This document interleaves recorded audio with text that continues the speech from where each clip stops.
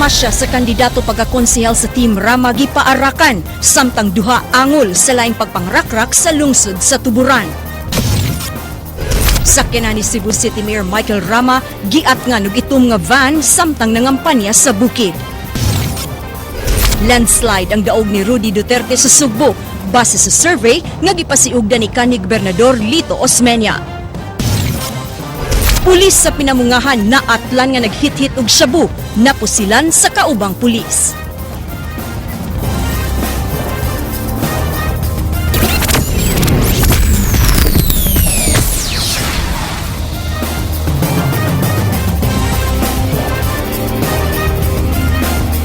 May ngapon sugbog Kabisayan, usa ka strafing incident ang nahitabo kagahapon sa kadlawon sa lungsod sa Tuburan. Diin duha ka mga supporters sa usa ka mayoralty candidate ang samaran. Apan mga pulis dili mo tuo nga election related ang maong hitabo. Kini eksklusibong giaksyonan ni Jinky Rosit. Kagahapon eksklusibong miatubang sa News 5 kining duha ka mga lalaki nga giingong biktima sa pagpaarak sa wa mailhing mga lalaki sa Sitio Mohon, Barangay Colonia sa lungsod sa Tuburan alas 12 sa sayong kabuntagon adlawng Domingo. Samad sa tuong bukton ang naangko ni Jonathan Ruiz, samtang samadsab sa tuong nga paa ang nahiaguma ni June Ray Monterola gikan sa shrapnel sa di pa matinong armas. Ang lugar din nahitabo ang krimen, napuno sa lungag agi sa pagpaarak nga gikalisang sa mga residente didto, labi na ang inahan sa usa sa mga biktima. Nailang nga mga supporters ni One Cebu mayoral candidate Daphne Lagun ang mga biktima. Nagtuo si Lagun nga pagpanghudlat ang gihimo sa iyang kaatbang sa politika ngadto sa iyang mga tao labi pa kay usa ka semana na lang ang nahabilin og eleksyon na. Nainana akong anak, ako nagpasalamat lang sad ko nga mora na nahitabo sa akong anak ba. Nga nakapsingan lang, hinaot unta nga kun kinsay naguhat ani nga ipainana akong anak, makahinumdum sila nga sahi nagupod kun sila buhatan. Ang among pangandoy, nangandoy raman mi nga makamayor mi og maluoy namo. Ingon ko nga ako matabang karon ato lang gyud i-blatter. Kay di ko ganahan anang baws-baws. So huwag na gid kayo ang kuan. Oh, I hope na amo diri on the day gyud. Kay mas pabor nato kung naang media, naa ang mga magbantay, neutralize lang gid tanan wala ang pagpanghadlok. Gireklamo sa mga residente sa nahitabuan kung nganong way pulis nga miabot sa area aron mo imbestigar. Giingon nga igo rang mipaybaw nga moadto apan way miabot nga pulis sa area. Gani, kining ginang na maoy mihipo sa 18 ka mga kabhang sa di pa matinong kalibre sa armas nga iyang napunitan sa crime scene. Kauban akong ginan sir, mapablatter lang kami. Kay tungod sa tabo na kauban mo aning kapitan ko lahi sa sir. Sa dili sa taka kuan karon kay atong respondihan. Ato tang i-record sir ba? Sa dili sa kay atong aksyonan dito. Nabala ka ang mga residente nga basin og balikan sila sa mga suspect. Apan, ang hepe sa Tuburan Police miingon nga base sa ilang investigasyon, drug-related ang maong kaso og dili kini politically motivated. Wala gyud. Bisag gamay, wala gyud ta no kay ang katog yung mismo katundua nga gipabutan ato silang gipangutana during diha sa hitabo, wala gyud kuno ilabot ang political impact dili wa sila gisuportahan pang politika. Si Tuburan Mayor Aljun Diamante mihimakak nga hinimuan kadto sa iyang mga tao. Inay, misumbalik siya og pasangil nga ang kampo ni Lagun maoy nagtiner og armadong mga tao sa Tuburan karon. Hopefully, makita na sa pulis aron nga mahunong na ang ilang mga tao kadaghan kay silang mga guns kay panghire karon more than 50 na una ka guns silang panghire. Napa sila mga hard killers. Pareha po sa unang ako gyud target, no? Actually miingon na gyud kong kapodi nga mangumpanya lang ta. Punungon na nato ang paghadlok sa mga tao, mga supporters kay taga na to kagawasan ang katawhan yung mga kapili kay ako kundi ko nila piliun okay raman pod. Usa lang ang lungsod sa Tuburan nga gipaubos karon sa election watch list of areas sa COMELEC ug PNP tungod sa election-related violence ug political rivalry sa nangagi nga mga eleksyon. Busa karong panahona, hangyo nilang Diamante ug Lagun nga pabutangan pa og dugang mga pulis ug militar sa maong dapit aron masiguro ang kahapsay ug kalinaw karong eleksyon. Kagahapon, 17 ka mga pulis gikan sa Provincial Public Safety Company ang nangabot sa tuburan isip augmentation, samtang dugang pulis gikan sa Regional Headquarters ang gilaumang mga but karong semana sa maong dapit. Alang sa Aksyon Bisaya, Jinky Rosit, News 5. Police Regional Office mipahimangno sa mga politiko batok sa paghimo og election-related senaryo aron maggubot ang eleksyon. Kini giaksyonan ni Carlo Becerra. Ana sa full alert status ang kapulisan sugod karong adlaw kabahin sa nagsingabot nga eleksyon. Matod ni Police Chief Superintendent Patrocinio Comendador Jr. sa PRO 7, andam na alang sa deployment ang mga pulis sa Central Visayas. Ang atong kapulisan should be able to respond 24/7 na sila ma-account sila ready for deployment anytime. Gilauman sa kapulisan nga karong umaabot na ang adlaw sa eleksyon, aduna pay buhaton ang mga kandidato aron pagdaot sa mga kaatbang niini. Mipahimangno si Komendador batok sa mga politiko nga naglaraw sa paghimuhimo og mga kagubot karong eleksyon. These tactics will not work. The worst thing that can happen, madakpan pa sila ng mga supporters.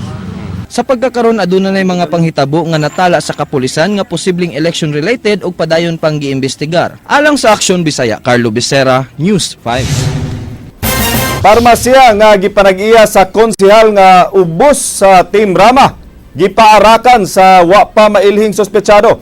Si Leslie Caminade Vistil sa report.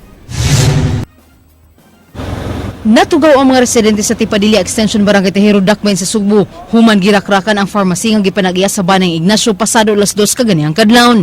Gihong nagsakay og motorsiklo ang mga sospek. Nabulit sa pinusilan ang pultahan sa pharmacy ug ang Fortuner nga puti nga gipanag-iya siyang igsuon.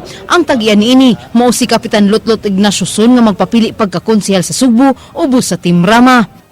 Wala man sila mga ingon gatap basta dito ra nagkot niya paghuman nga human pabuto ang katong nagmotor daw nidagan nga to sa SUV paghuman nilargo pagkadayon ang nilargo naglakaw pag ang SUV may niyoton paingon diri balik. Nagtuo si Ignacio Sun nga posibleng dunay kalambigitan sa politika ang nahitabo. Duda niya pagpanghadlok ang gibuhat kanila, labi pa kay nasulod siya sa ikawalo nga pwesto sa gipahigayong survey. Kini ang ikaduhang higayon nga nakasinati sila og strafing. Ang unang insidente dito sa Barangay Hall sa Enayawan ni adtong miaging Biyernes pasado alas 2 kadlawon ug ikaduha kining sa pharmacy nila. Sagol siguro ni siya politika.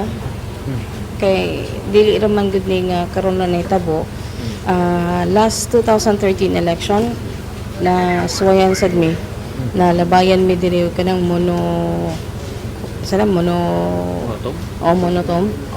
pero wa siya kabuto pero nagkayo din sa ibabaw wala lang kami mag-issue lang ato kaya mo hilom lang kay di mi ganahan og kanang gubot. Nagtuo siya nga ilang kaatbang sa politika ang posibleng nagbuhat niini, gumikan kay gihugaw-hugawan ang iyang tarpaulins. Plano sab ni Ignacio nga ipabutang niya sa watch list ang habagatang distrito sa Dakbayan sa Sugbo, gumikan sa hitabo. Sa inisyal nga investigasyon sa kapulisan, posibleng dunay kalambigitan sa politika ang maong insidente. Kuan siya, basing kuan ang gulgyapon sa politika kay mga ang amahan ug ang kining anak kuan man politician man sila. So, usasan sa itong mga anggulo. Nakuha gikan sa crime scene ang 7 kakabhang sa kalibre 9mm nga pistola. Alang sa Aksyon Bisaya, Leslie Caminade Vistil, News 5. Dili na kinahanglan i-appeal sa election watch list ang Dakbayan sa Sugbo bisan sa nahitabong pagpamusil sa sakyanan sa usa ka kandidato pagkakonsehal. Kini gipadayag ni Mayor Michael Rama kinsa misalig sa kapulisan ug katawhan sa pagsiguro nga kahapsay ug malinawon ang election. Ani ang report ni Leslie Caminade Vistil. Why would they create a scene? Are they planning something? Kini mo itubag ni Mayor Michael Rama sa pangutana kung nagplano sila nga i-appeal sa election watch list o community control ang Dakbayan sa Sugbo. Nunot kini sa nitabong pagpamusil sa sakyanan ni Inayawan Barangay Captain Lotlot Ignacio Sun kinsa nagpapili pagkakonsehal. Matud pa ni Rama nga aduna na siya gitahasan aron mohimo og investigasyon sa nitabo. Tinguha sa mayor nga mailhan ang responsable sa pagpamusil. You know, I'm just glad nga it all about singana kaning damage to property, but still it's a serious attack to all of us who are peace-loving. That's precisely the reason why I want that seriously look into. Matud pa sa mayor, makaya ra sa kapulisan ang pagpatunhay sa kahapsay ug kalinaw. Dugang pa sa mayor, ang Sugbuanon mo'y angayang mubantay sa dakbayan ug wa nay lain. We will be the one, we, the Cebuanos, should be in control. We should not allow anyone to control us. We can handle, all of us, our responsibility as concerned, peaceful, loving citizen. Each one of us should be made to be watchful. Alang sa Aksyon Bisaya, Leslie Caminade Vistil, News 5. Dili pa matino sa kapulisan kung election-related ang pagpamusil sa pharmacy ug sakyanan sa kandidato pagkakonsehal sa dakbayan sa Sugbo. Matud ni Superintendent Eileen Recla, nagpadayon pa ang ilang investigasyon ug buot nila nga masusi sa crime laboratory ang mga agi sa bala sa sakyanan ni Konsehal Lotlot Ignacio Sun. Si Sun nga barangay kapitan sa Inayawan midagan pagkakonsehal ubos sa partido ni Mayor Michael Rama. Actually, di pa tayo makakuha ng politically motivated. So, di pa na ito mag-conclude. Maybe it's a mere of shooting incident. Mga pulis na numpa nga dili mo dapit og mga politiko karong election. Kinigimo sa mga pulis taliwa sa mga pasangil nga gigamit sila sa partido sa administrasyon aron mudaog ang mga kandidato niini. Kinigi-aksyonan ni Lyshel Dante. May pirma karong adlaw ang mga sakop sa kapulisan sa rehiyon sa Oath of Non-Partisanship alang sa umaabot nga eleksyon. Matud ni Chief Superintendent Patrocinio Comendador, usa kini ka requirement gikan sa National Office sa Kapulisan. Tumong nila nga ipakitang neutral ug dili mudapig og politiko karong eleksyon. Ang kapulisan gidudahan nga gamiton sa Liberal Party sa administrasyon human si retired Police Director Marcelo Garbo nangampanya alang sa LP og nakigtagmo sa mga opisyal sa kapulisan. Remember, we are signing this to emphasize that point. Pero kung mo naon, it is not the police who dictates the tempo of partisanship and biases, or whether we are not the ones responsible whether candidates win or not. Nga mo lang nga siguraduhon nga fair o secure ang elections, no? Mihatag usab og warning sa komendador batok sa mga pulis nga makasupak sa ilang gipanumpaan. We prosecute them according to the ends of the law. Alang sa Aksyon Bisaya, Lyshel Dante, News 5.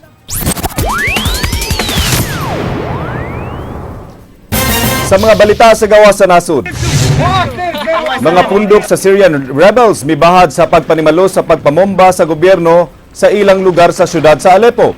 Ilang gisalikway ang regional ceasefire nga gipahiluna sa Russia ug United States tali sa 42 ka mga warring factions sa Free Syrian Army. Wa musaler ang gipatuman nga ceasefire taliwa sa nahitabong pagpangengkwentro sa milabay nga semana. Matod sa mga rebelde, dili sila uyon sa regional nga ceasefire. Ang pag-atake sa usa sa mga faction ilang giisip nga pagkigbatok sa ilang pundok. Ang Aleppo ubos sa control sa mga rebelde sukad sa tuig 2012 ug giatake sa gobyerno aron pagbawi niini. Sa milabayng semana, mga airstrikes ug artillery bombardment mipatay sa dulan 200 ka mga civilians ug miangol sa dulan 4 ka gatos. Mga Iraqi nagprotesta batok sa ilang kagamhanan ug nangayo sa mga reforma sa gobyerno. Kini ilang gipahigayon sa gitawag nga Green Zone sulod sa 24 oras. Ang protesta nga gipanguluhan sa usa ka Shiite Muslim cleric tungod sa pasangil sa korupsyon sa pamunuan. Ilang gipangayo ang resignation sa President, Prime Minister ug pagpili sa mga bag-ong leader pinaagi sa elections. Ang Green Zone usa ka 10 square kilometer district nga buyon sa Tigris River. Kini ang naimutangan sa mga foreign embassies ug off-limits sa mga Iraqis sukad sa invasion sa US niadtong 2003.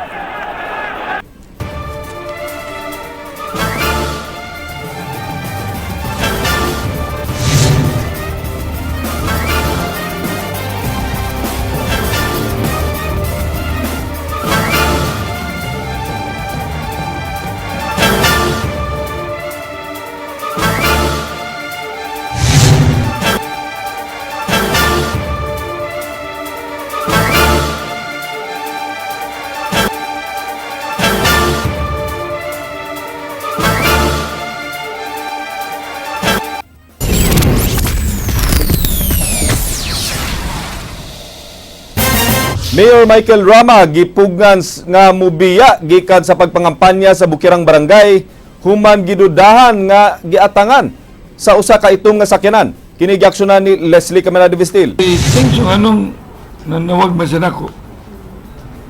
Wa dayon makabiya gikan sa usa ka pulong-pulong si Mayor Michael Rama kagahapon sa hapon human gipugnan sa kapitan sa Barangay Buot tungod sa kadudahang sakyanan nga diha sa maong lugar.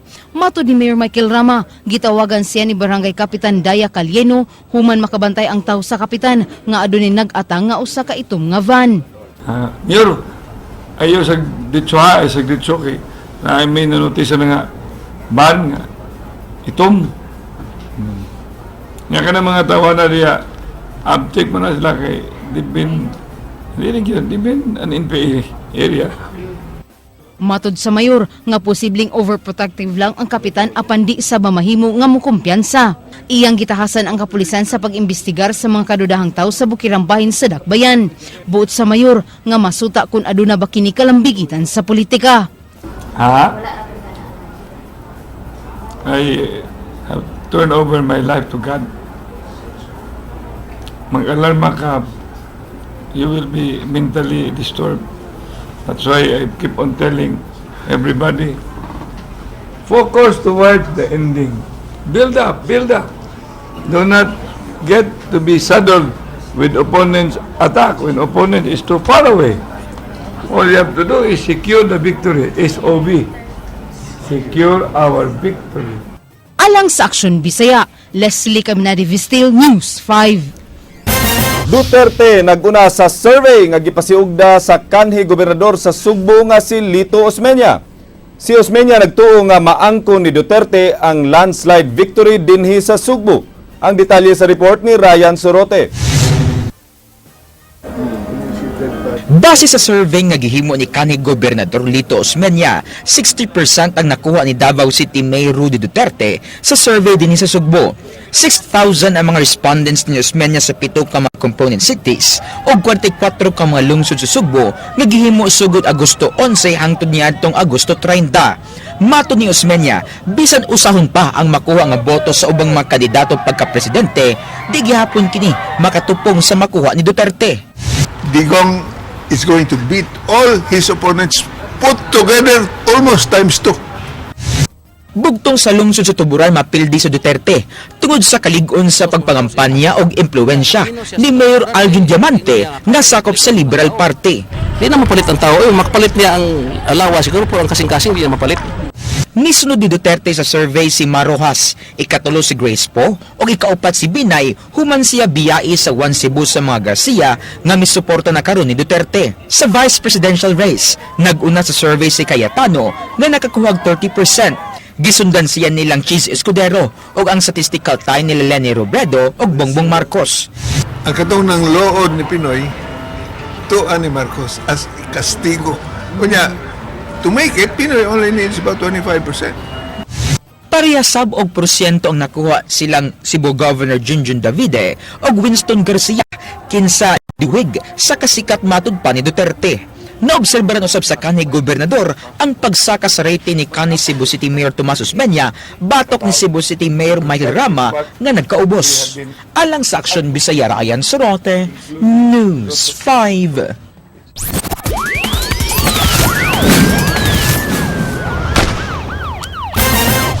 Police investigator sa pinamungahan na pusilan human suway nga misukol dihang gironda ang usa ka drug den. Diin siya naaktuan nga naghit-hit og shabu. Kinigaksyonan ni Ryan Sorote. Drug tests are random drug tests are conducted. Napusilan sa Provincial Intelligence Branch si PO1 Ian Patrick Cardelida human suway misukol human maatli nga naghitit og shabu sa usa ka drug den sa Sitio Dakit Barangay Poblasyon lungsod sa Pinamungahan. Samad pinusilan sa tiil ang haguman ni Cardelida nga usa ka investigador sa Pinamungahan Police Station kinsa nakuhaan pa sa iyang service firearm. Napusilan ang police ni SPO2 Reynaldo Solante sa pagsud sa PIB sa balay sa drug pusher nga si Alan Salazar na suod nga higal ni Cardelida. Natigayon ang bypass operation base sa tip gikan sa usa ka concerned citizen nga dunay tulo ka mga pulis ang naghit-hit sud sa balay ni Salazar nga dugay na sab namligyag shabu. Si Servilida ang giing muda sa iya mga kauban sa drug den aron mohit-hit og shabu. nanak pa na kaniadto sa pagpamiligyag shabu si Salazar apan mibalik aron dunay konsumo og mabuhi sa pamilya.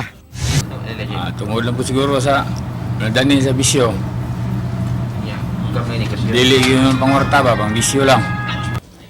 Dito nakita na mo nga undi apid silang nagkasuyo. Pagbibiyaan na yan silang pamilya para nangingitigil na ang atong subject sa bypass operation. Nakuha sa drug den ang mga pinakete nga shabu, kwarta ang mga gamit sa paghit-hit. Usa lang si Servilidas di mo minus na po ka mga pulis sa probinsya nga nalambigit sa illegal nga drogas. Ang maong mga pulis dunay ranggo na Police Officer 1 hangtod 2 ug dunay mga opisyal. Gipaimbestigar usab sa Cebu Provincial Headquarters ang hepe sa Pinamungahan Police Station. The tendency is that you will also protect your supplier or wherever you will do the session. Alang sa Action Bisaya, Ryan Sorote, News 5. Mga pulis nga nalambigit sa gidili nga drogas mo'y sunod nga gukdon sa kapulisan sa rehiyon. Kinigipasalig sa Police Regional Office human madakpi ang usa ka pulis sulod sa usa ka drug den sa Pinamungahan. Anyang report ni Carlo Becerra. Panghingusgan sa Police Regional Office 7 ang ilang intelligence monitoring batok sa illegal nga droga sa Central Visayas. Si Police Chief Superintendent Patrocinio Comendador Jr. sa PRO 7 nagkanayon nga dili sila magduha-duha og gukod bisan og mga sakop sa kapulisan ang malambigit. To maintain an integrity or leadership by example. As law enforcers, we should be the one to set the example nga dili ta mo gamit og ang ilang mapadulngan ani administrative and criminal charges. Matod ni Komendador, kung aduna sila ebidensya nga ang usa ka pulis mogamit sa ginadiling drogas, ila dayon kining taktakon sa pwesto ug pasakaan og tukmang kaso. Niadtong Sabado nadakpan ang usa ka PO1 Ayan Patrick Carvelieda nga sakop sa Pinamungahan Police Station sulod sa usa ka drug den atol sa raid nga gihimo sa Provincial Intelligence Branch didto sa Pinamungahan. I will just leave it to the Provincial Director of Cebu to decide where should he be assigned. At least they asa ato sa siguro sa headquarters in order not to influence other PNP personnel or the outcome of the investigation. Matod ni Komendador, human sa eleksyon karong Lunes nagkadayang drug test ang ilang buhaton sa rehiyon. Kung sa ako'y mag-leader sa unit, permanente gina kining mga surprise drug test ang akong mga tumong. Alang sa Aksyon Bisaya, Carlo Becerra, News 5. Laing mga sakop mga sakyanan gihatag sa City Hall sa mga pulis sa Dakbayan sa Sugbo. Si Mayor Michael Rama may padayag nga wala nay rason kung nganong dili dayon makatubag ang mga pulis sa mga alarma sa krimen. Kinigi-action na ni Jonah Godinez. Laing mga sakinan gipanghatag sa City Hall sa mga pulis. Kinigidawat sa Deputy Chief for Administration sa Cebu City Police Office nga si Superintendent Artemio Ricabo.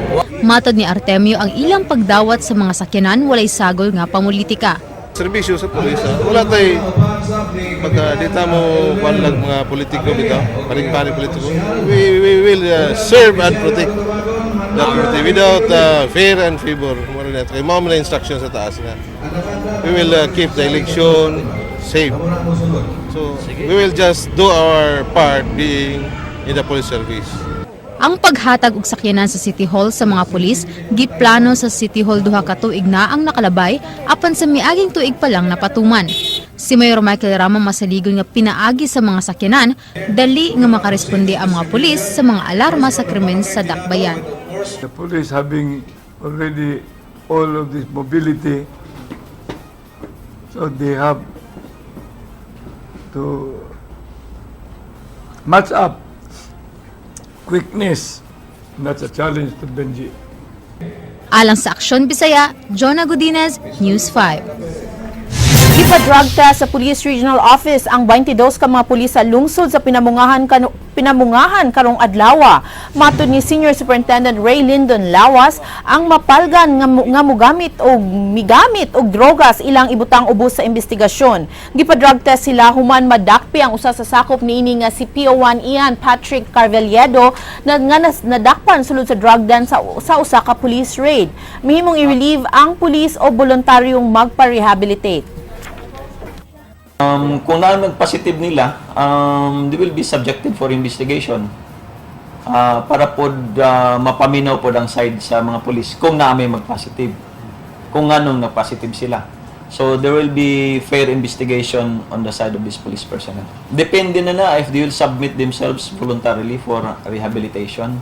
But then again, that will not preclude the filing of the administrative charge against these people.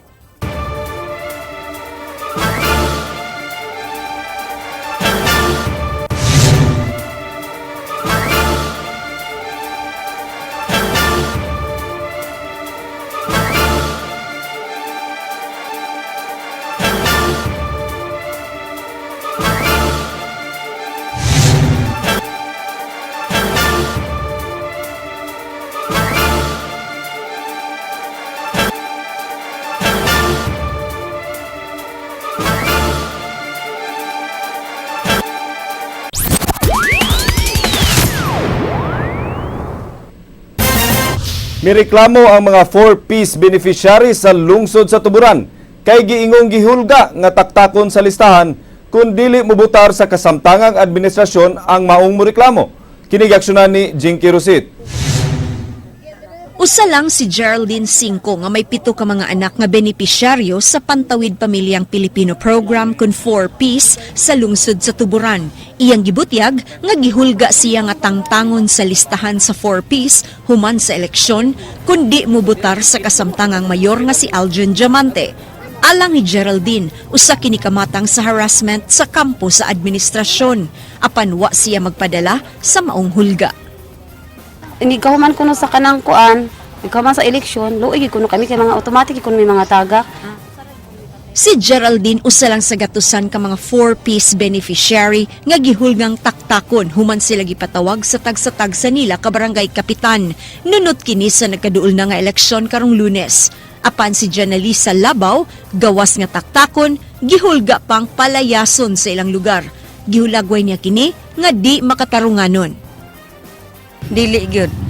Kay katungod man na namo. Nya gawas pa kana po kuno among gipuy-an kay naaman si ang tag-iya naaman sa pikas kay dili kuno may mununot nila. Usa lang si Geraldine Cinco nga may 7 ka mga anak nga benepisyaryo sa Pantawid Pamilyang Pilipino Program kun 4-piece sa lungsod sa Tuburan. Iyang gibutyag nga gihulga siya nga tangtangon sa listahan sa 4-piece human sa eleksyon kundi mobutar sa kasamtangang mayor nga si Aljon Diamante. Alang ni Geraldine, usa kini kamatang sa harassment sa kampo sa administrasyon. Apan wa siya magpadala sa maong hulga. Hindi kahuman kuno sa kanang kuan, ikaw man sa eleksyon, luoy kuno kami kay mga automatic kuno may mga tagak. Si Geraldine usa lang sa gatusan ka mga 4-piece beneficiary nga gihulgang taktakon human sila gipatawag sa tagsa-tagsa nila ka barangay kapitan. Nunot kini sa nagkaduol na nga eleksyon karong Lunes. Apan si Janalisa Labaw, gawas nga taktakon, gihulga pang palayason sa ilang lugar. Gihulagway niya kini nga di makatarunganon. Dili gyud. Kay katungod man na namo. Nya gawas pa kana po kuno among gipuy-an kay naaman si ang tag-iya naaman sa pikas kay dili kuno may mununot nila. Papawaon pa. Ito kapundok sa nagkanalaing sektor sa Mandawi ng himakat nga wala matiman sa pamunuan sa ilang panginahanglan. Ilang gipadayag ang pagsuporta nila ni Cortez ug Kisumbing. Kinigaksyonan ni Ryan Sorote. Sa Macbos, dunay diskusyon. 7 ka mga sektor gikan sa Dakbayan sa Mandawi ni padayag silang pagsuporta kang Cortez o Kisumbing karong eleksyon. Ilang ipanghimakak ang pasangil sa pistunok sa lakas nga wala matiman sa pamunuan sa Dakbayan ang ilang panginahanglan. Bundok sa Urban 4 nagkanayon nga natabangan sila sa syudad pinagi sa pagpalit sa syudad sa ilang relocation site sa Barangay Paknaan. Karon accredited sa HUDO 76 organization, the whole 27 barangays, tanang Urban 4. Samtang pundok sa mga tricycle driver sa Mandawi, misalikway sa pasangil, nga gipasagda ng transport sector sa Dakbayan. Matud nila, dili tinud ang wagtangon na ang mga tricycle sa Mandawi. Pagka mayor ni Mayor Jonas, nisaagid siya nga ang among ipangayong mayor's permit, iyan ang iyang ihatag. Pero merong termino, wala niya ihatag. Alang sa Aksyon Bisaya, Ryan Sorote, News 5. Supak sa balaod ang paghugaw-hugaw sa kwarta ug nagdala sa multa og silot nga pagkabilanggo. Ang Central Bank nagpatabang sa katawan alang sa pagsikop sa mga responsable niini. Kinigaksyonan ni Ryan Sorote. Wala pa na mo. Hugot ipatuman sa Bangko Sentral ng Pilipinas ang Clean Note Policy. Nagpasabot kini nga gidili og supak sa balaod ang pagbinuang sa kwarta sama sa paghugaw-hugaw niini, pagsuwat, pagpilo-pilo nga gimando sa usa ka presidential decree. Tuyo sa balaod nga panalipdan ang itsura sa kwarta nga mahimong kapanaminan sa dungog sa usa ka nasod. Ilang gihangyo ang publiko nga tabangan sila sa paggukod sa nakasupak sa balaod. Magkatubang og multa nga di minus 20,000 pesos o pagkapriso nga 5 ka tuig ang makalapas sa Clean Note Policy. 2 na katuig ang kampanya sa BSP apan hangtod karon nagpadayon ang paghugaw sa kwarta. So, we cannot pinpoint. Ikaw ha, nagpilit ka, I will sue you for under circular. But they can be sued. They can be sued, yes. Naana siya sa Republic katong defacement? Yes. Samtang mamahimo na sab nga maka-order og mga karaang mga banknotes ang mga subuanon. Lakip na niini ang mga kwarta panahon sa martial law nga collector's item na karon. Available usab sa BSP Visayas ang commemorative nga sinsilyo o mga papel di bangko nga mahimo pa nga magastos sa maining PayPal coin nga gi-issue sa pagbisita ni Pope Francis sa miging tuig. Lakip ni ini, kining dako nga 2,000 peso bill nga nag-commemorate sa oath-taking ni kanhi Presidente Erap Estrada. Naapay 5 pesos, nakaabot pa mo ani nga 5 pesos, but wa ninyo maabti ang bagong lipunan. Alang sa Aksyon Bisaya, Ryan Sorote, News 5. Atol sa Labor Day celebration, kagahapon nagmarcha ang dulan gatos ka mga sakop sa nagkalain-laing labor sector gikan sa Fuente Osmeña paingon sa Dan Colon aron ipaabot ang tagsa-tagsa nila ka mga reklamo kabahin sa estilo sa pamuo sa nasod. Bitbit ang mga placards, streamers, and banners. Gisinggit sa mga militante ang dugang usbaw nga 750 pesos nga national minimum wage increase sa suhulan sa mga empleyado. Gipangayo sab nila nga wag tangon na ang contractualization sa mga mamumuo sa tibuok nasod. Giawhag nila ang mga kandidato nga magpapili pagka-kongresista o senador nga tutukan ang mga problema nga dugay nang wa mahatagi og solusyon sa mga nanglabayng administrasyon sa Pilipinas. Pila na ka mga gitawag na to, pila na ka mga presidente nga nilabay padayon gihapon nga giluok ang ato ang mga mumuo sa ubos nga suhulan o kining kontraktual nga pagpanarbaho. Gihugupan sa gatusan ka mga aplikante ang local ug international job fair kagahapon dinhi sa Sugbo. Kini giaksyonan ni Jinky Rusit. Sayo pa lang sa buntag na puno na ang ganghaan sa provincial capital kagahapon sa mga aplikante nga nanggindahay nga makakita og trabaho dinhi sa Sugbo. Kapin sa 4,000 ka mga bakanteng trabaho ang naa sa listahan sa Provincial Employment Services Office gikan sa 38 ka mga kompanya sa lalawigan sa Sugbo. Sud sa Social Hall, makita ang one-stop shop din adunay desk alang sa Provincial Prosecutor's Office, NBI, SSS, PhilHealth ug NSO nga may mutabang sa mga aplikante nga kuwang og records. Base sa record, 165 ka mga aplikante ang na-hire on the spot. Silang Aileen ug Mirasol, usa lang sa mga nadawat diha-diha mao nga bugtong kalipay ang gibati nila. I am happy and excited sa work. Mura sa siya. And I'm very thankful ani nga kuan nga sa nitawag job fair. Thankful sad ko sa job fair kay nakatabang sa tanang mga walay trabaho din and I'm so happy na nadawat din sa job fair aning sistay. Tungod sa nagkataas nga unemployment rate sa nasod nagtuo ang peso nga dako ug matabang ang pagpahigayon og mga jobs fair sa nasod. That's why we are conducting a job fair because we believe this is one of the best solutions to address unemployment. Samtang ang Abiliana National High School napuno sab sa mga aplikante alang sa gawas sa nasod. Si Edgar Maanyo, madasigon nga mi-apply is si pintor sa Saudi Arabia, bahalag malayo sa iyang pamilya. Duha yan, kanang kaisid, kanang kuan. Saudi Arab kaisip. Alang sa Aksyon Bisaya, Jinky Rosit, News 5.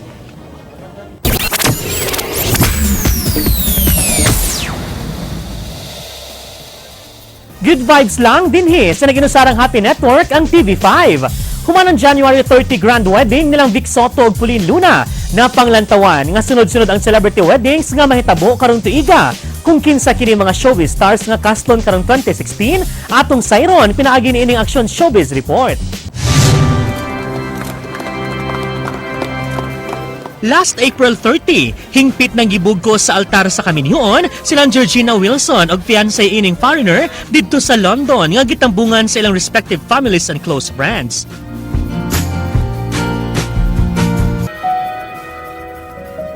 Sunod nga ikasal mo ang celebrity engaged couple nga silang Solen Yusaf ug Argentinian fiancé ining si Nico Bulzico nga pagkahimuon sa Chateau de Cambourg sa Brittany, France. Kung diin, isunod sabang ilang Manila Church wedding karong June sa Santuario de San Antonio Parish sa Forbes Park, Makati City. Kusugsab ang huhungihong nga karong tuiga sab Kaslon silang Isabel Daza og French fiancé ni ining si Adrian Semblat. Kahinumduman nga silang Isabel Daza og Georgina Wilson manag-agaw. Maong siguradong present yun sa wedding nilang Georgina, Solen ug Isabel Daza ang best friend nilang si Ann Curtis. Kansa matod pa, naghuwat na lang sab sa marriage proposal ni Erwan Yusaf nga igsuon ni Solen. Samtang di sab magpaulahi sa mga celebrity wedding this year, ang unika iha sa beauty doctor nga si Dr. Vicky Bello nga si Cristal Linares nga engaged to be married na sab sa iyang Australian hotelier finance fiancé nga si Justin Pitt nga planong mahitabo sa Villa Urba, Italy. Usa kini ka 19th century villa nga mo'y dream wedding venue ni Cristal. Sa Italy subkaslon ang kanisico film sexy star nga si Francine Prieto sa American molecular biologist fiancé ni ini nga si Frank Szotkowski karong September 21.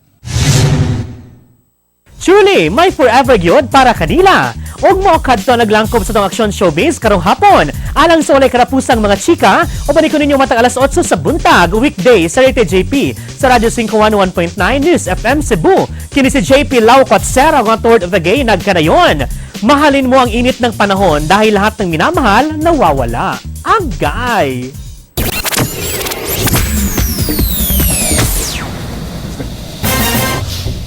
Nahurot-hurot na og kaminyo ang atong mga maanyag nga mga Oh, beautiful Pilipina, and handsome. ug mga langyaw nga pamanhonon. Naging ni-whisper na ko Foreigner. dili na, ano sa daw ikaw? Dito ako na ini-whisper. Magwa na may buot sa tuwang mga dugo nila pulapo, Georgia, mura gusto mo nila nga katong mga langyaw o kaliwat. No? Well, I hope they find their forever, as they say. Ya, pila ka adlaw na lang, eleksyon na. Pag-ready na mo sa inyo ang pilion. Maukat ang mga balita sa Aksyon Bisaya, ako si Glenn Soco. Mga balita nga pundasyon sa ligdong nga opinyon ng konkretong solusyon. Ako si Georgia Herrera. Bisan asa, bisan kanusa. Kapatid, Kay di lang kutob sa balita, aksyon!